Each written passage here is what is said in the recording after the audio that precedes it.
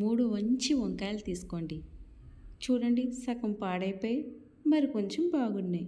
వీటిని పాడేయడమే, వీటిని యూజ్ చేయడమే.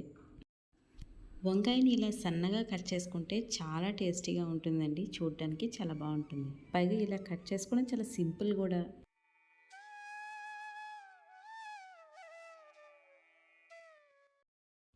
స్టవ్ మీద కళాయి పెట్టాక అందులో సరిపడే ఆయిల్ వేసుకోవాలి. సన్నగా కట్ చేసి పెట్టుకున్న ఉల్లిపాయలు, అలాగే కరివేపాకు, 1/2 స్పూన్ అల్లం వెల్లుల్లి పేస్ట్ వేసి పచ్చివాసన పోయినంత వరకు వేయించుకోవాలి. వీటిని దూరగా వేయించుకొని కట్ చేసి పెట్టుకున్న వంకాయ ముక్కలు ఇందులో యాడ్ చేసి ఒక 2-3 నిమిషాల పాటు మూత పెడుతూ వాటిని మగ్గనివ్వాలి.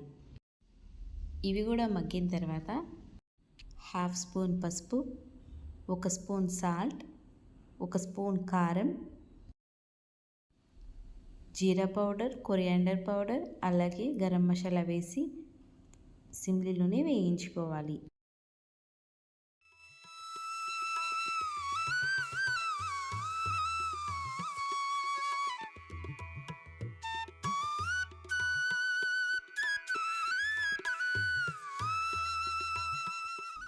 చూడండి, ఎంత కమ్మనైన వంకాయ ఫ్రై రెడీ అయిపోయింది కదా. మీరు కూడా తప్పకుండా ట్రై చేయండి.